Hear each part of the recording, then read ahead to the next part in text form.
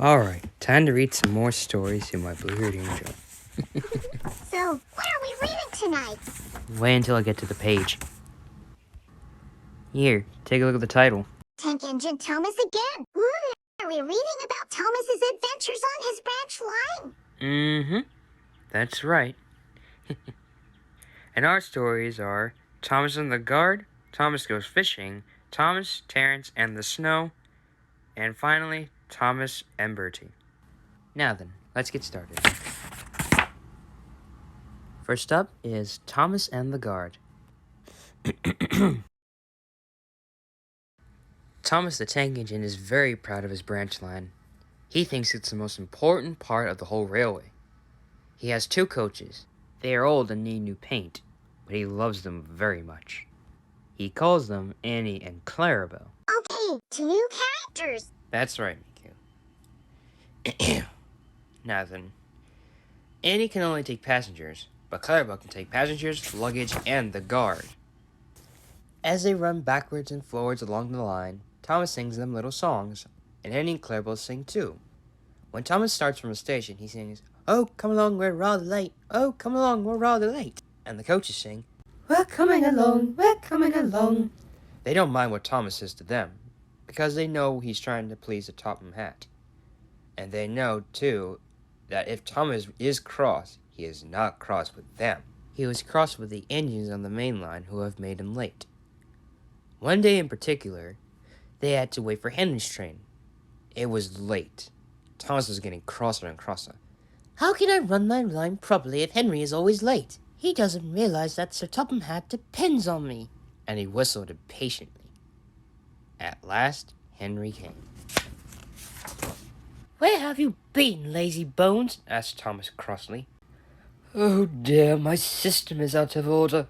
No one understands my case. You don't know what I suffer," moaned Henry. "Rubbish," said Thomas. "You're too fat. You need exercise."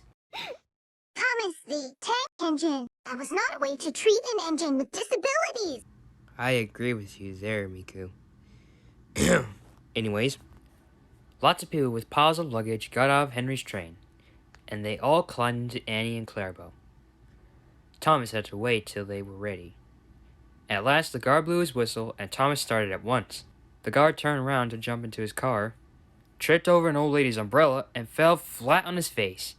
By the time he picked himself up, Thomas, Annie, and Clarabelle were steaming out of the station. Oops. Come along, puffed Thomas. But Clarabelle didn't want to come.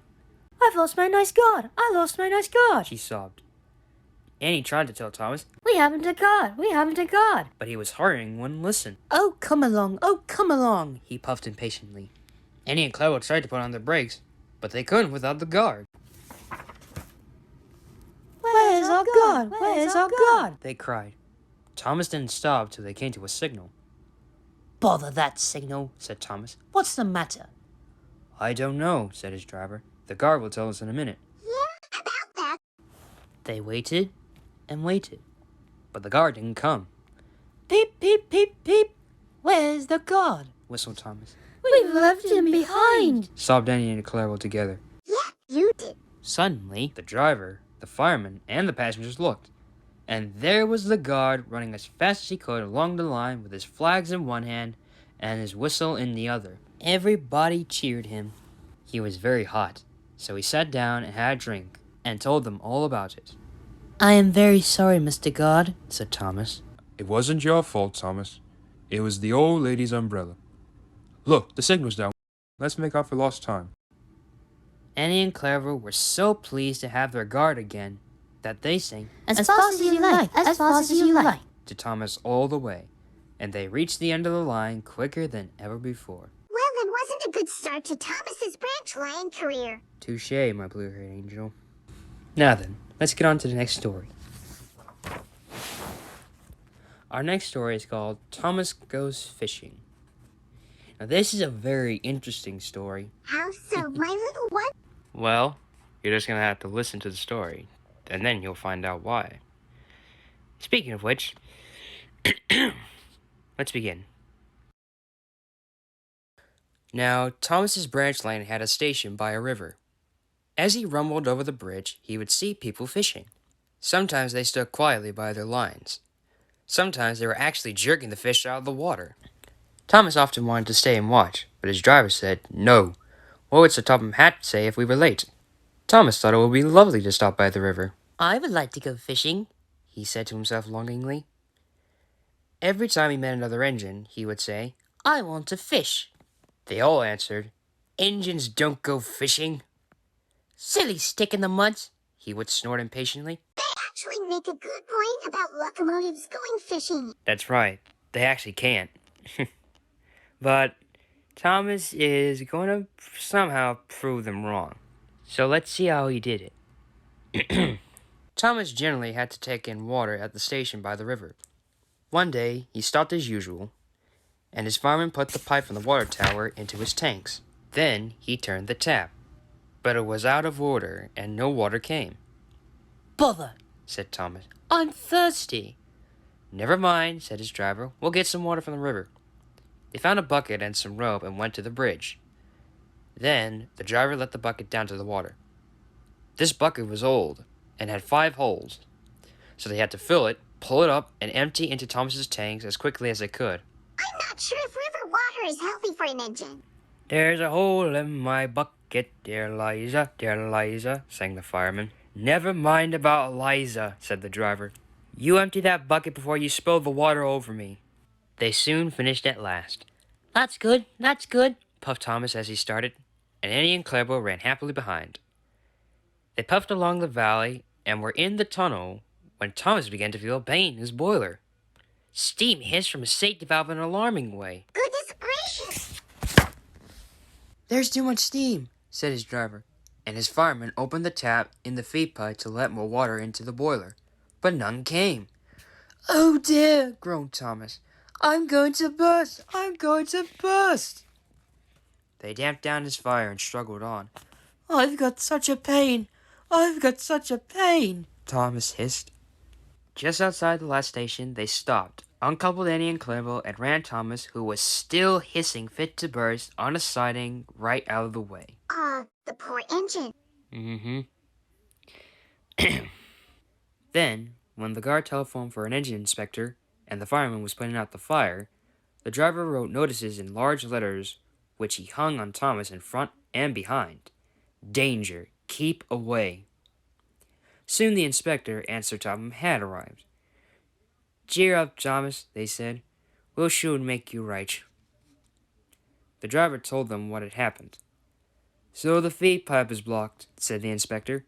I'll just look in the tank. He kind of peered in. Then he came down.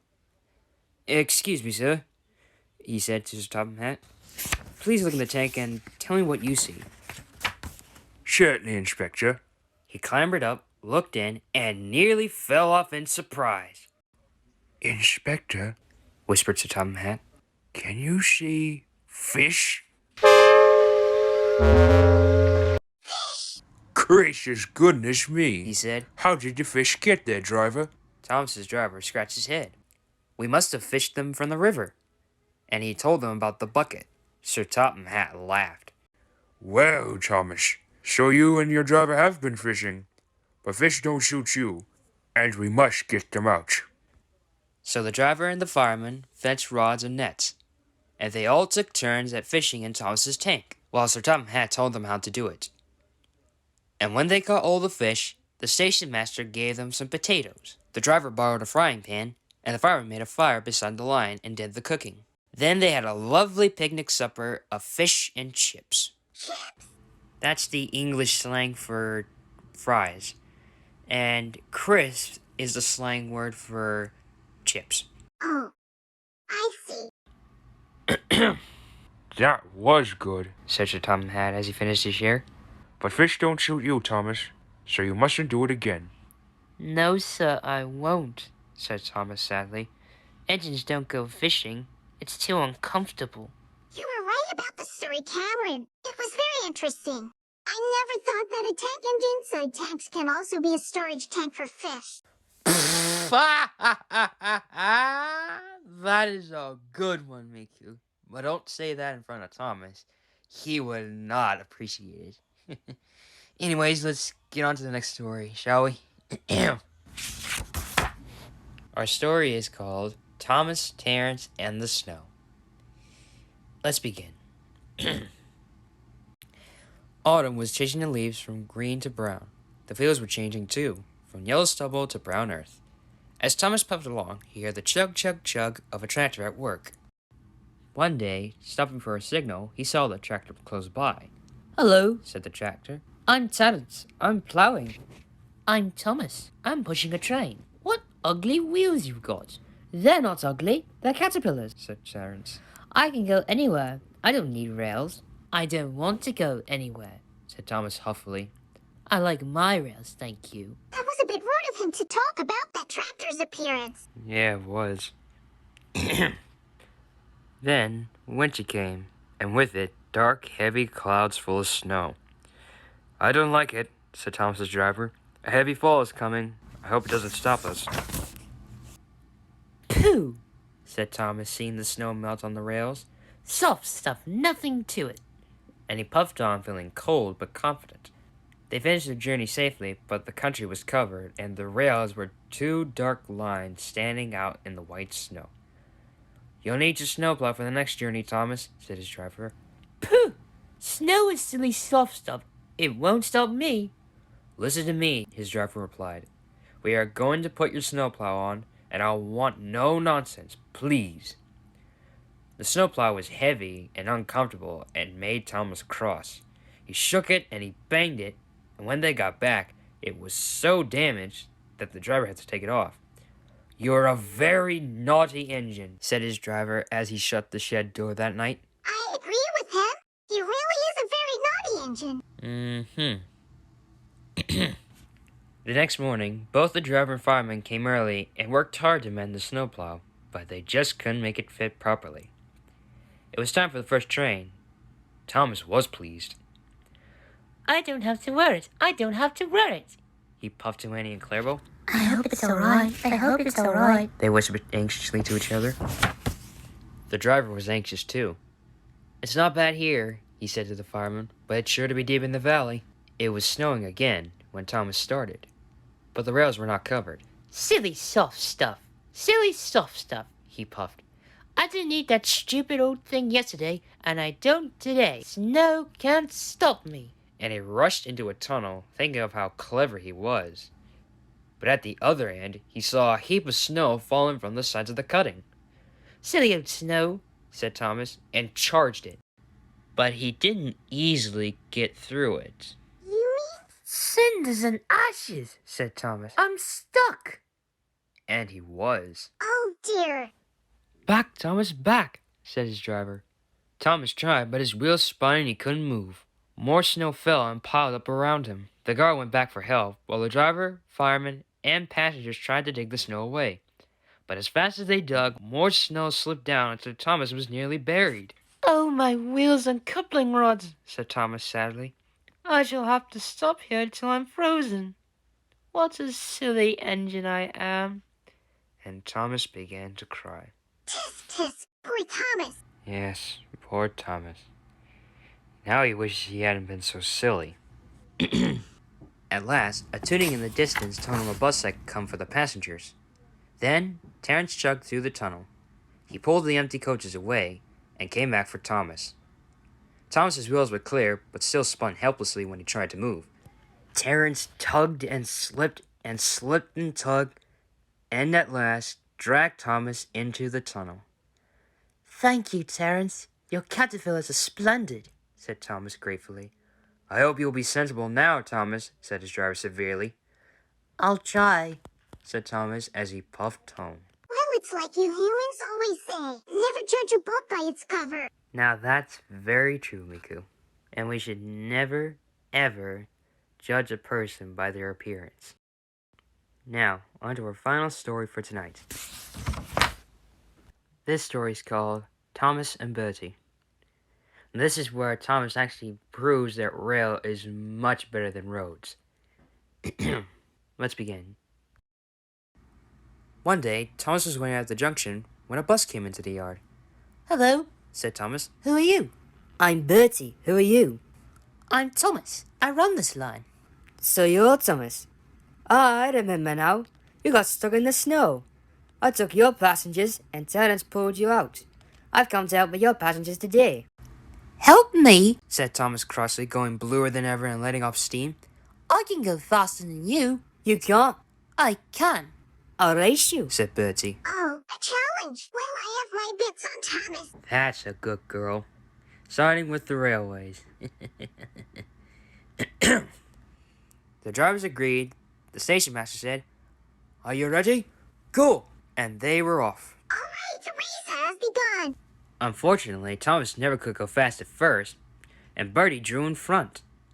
Thomas was running well, but he did not hurry, Why don't you go fast? Why don't you go fast? called Annie and Clarabelle anxiously. Wait and see, wait and see. Hissed Thomas. He's a long way ahead, a long way ahead. They wailed, but Thomas didn't mind, for he remembered the crossing. Oh, Sure enough, there was Bertie fuming at the gates while they sailed gaily through. "Goodbye, Bertie," called Thomas. After that, the road left the railway and went through the village, so they couldn't see Bertie. They stopped at a station. "Beep, beep, beep. Quickly, please," called Thomas. Everyone got out quickly. The guard whistled, and off they went. Come along, sang Thomas. We're coming along. Sang Annie and Clarabelle. Hurry, hurry, hurry. Panted Thomas, looking straight ahead. Then he whistled shrilly in horror, for Bertie was crossing the bridge over the railway, tooting triumphantly on his horn. oh no, Bertie's in the lead. Oh dearie me, Groaned Thomas. He's a long way in front, a long way in front. Wailed Annie and Clarabelle. Steady, Thomas, said his driver. We'll beat Bertie yet, We'll be Bertie yet, we'll be Bertie yet. echoed Annie and Clarabelle. We'll do it. Panted Thomas bravely. You can do it, Thomas. Oh, bother, there's a station. As he stopped, he heard a toot. Goodbye, Thomas. You must be tired. Sorry I can't stop. We buses have to work, you know. Goodbye. The next station was by the river. They got there quickly, but the signal was up, Oh dear, thought Thomas. we've lost. But he felt better after a drink. Then James rattled through with a goods train, and the signal dropped showing the line was clear. Hurrah, we're off, hurrah, we're off. Puffed Thomas gaily. Go on, Thomas. Catch up to Bertie and overtake him. As they rumbled over the bridge, they heard an impatient toot toot. And there was Bertie winning at a red light while cars and trucks crossed a narrow bridge in the opposite direction. Road and railway ran up the valley side by side, a stream tumbling between. Thomas had not crossed the bridge when Bertie started with a roar and soon shot ahead. Excited passengers in the train and the bus cheered and shouted across the valley. Now Thomas reached his full speed, and foot by foot, yard by yard, he gained, till they were running level. Bertie tried hard, but Thomas was too fast. Slowly but surely, he drew ahead, till whistling triumphantly, he plunged into the tunnel, leaving Bertie toiling far behind. I've done it, panted Thomas in the tunnel. We've done it, hooray, we've done it, hooray. Chanted Annie and Clarabelle. Whistling proudly, they whooshed out of the tunnel into the last station. Hooray, Thomas wins. That's right, my blue-haired angel. Our little blue tank engine has proven that rail is much, much better and more useful than the roads. Yes, he did, my little one. One day, when I'm able to get out of this little house, I hope to see the world was traveled by the railroad. You will eventually. We just need to find the right time. Anyways, let's finish the story. The passengers gave Thomas 3 cheers and told the station master and the porters all about the race.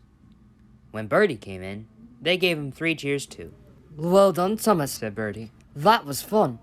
But to beat you over that hill, I would have to grow wings and be an airplane.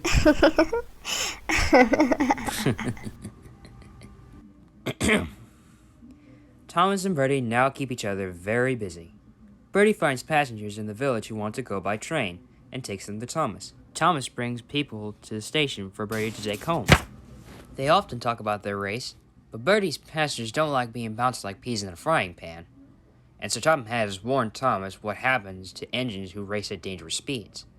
So, although, between you and me, they would like to have another race, I don't think they ever will. Do you, Miku? I'm not sure, but most likely. The end.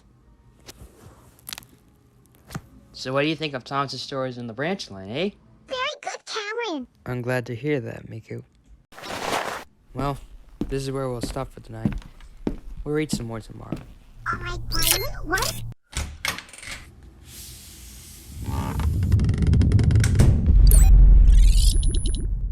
Come here, my little one. Let's get some sleep.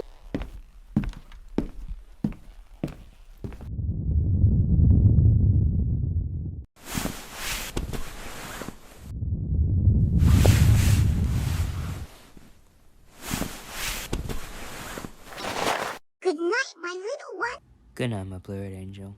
I'll see you in the morning.